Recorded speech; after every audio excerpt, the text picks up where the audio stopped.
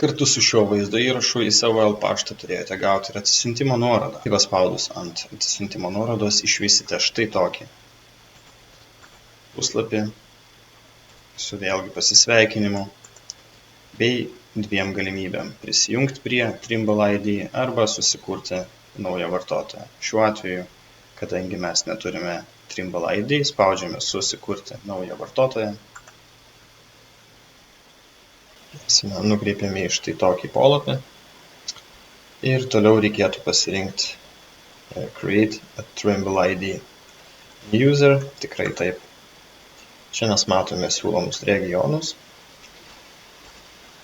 Kadangi šiuo metu esame bent jau aš esu Europe Union, tai pasirenku savo reikalingą.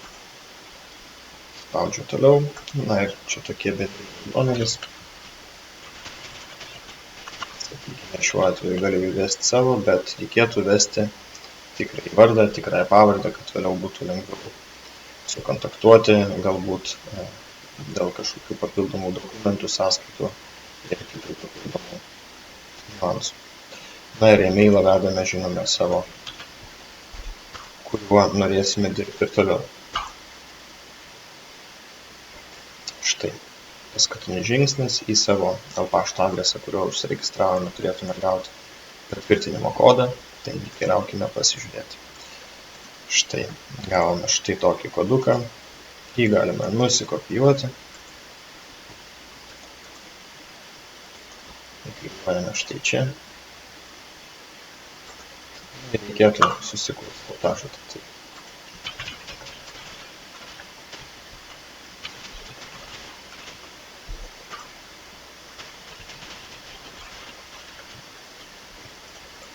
Spaudžiame Submit.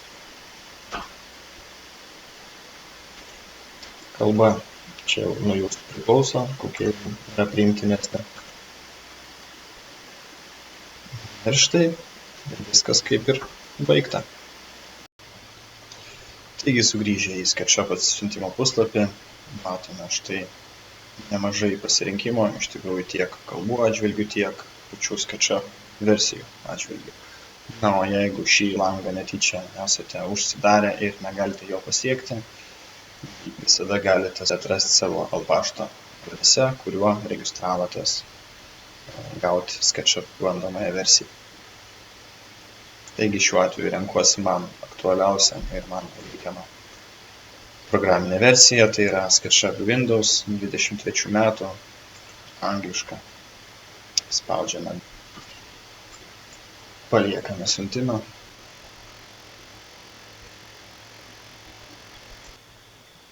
Na ir užsibaigus siuntimui galime atsidaryti aplanką, kuriame išsaugojame siuntimą bei 2 kartus kairiu pelės mygtuku spustelti ant instaliacinio failo.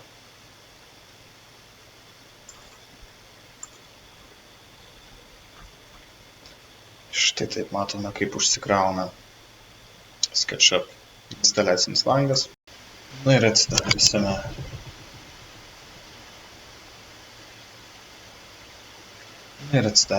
instaliacinėme lange, tiesiog sekame instaliacijos formą.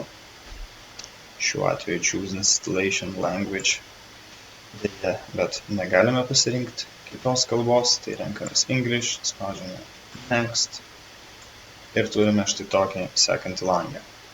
Matome, jog SketchUp Pro visos varnelės yra užžymėtos, jų nusimti ar kažkaip koreguoti negalime, bet SketchUp Studio paketui yra uždėtos. Tai esant norui, jūs galite nusimti arba užsidėti šias varneles, jos reikštų jūsų norą išbandyti papildinius ar kitas naudingas funkcijas. Taigi, šiuo atveju, sakykime, noriu išbandyti viską, spaudžiu toliau Install, programa diegiasi.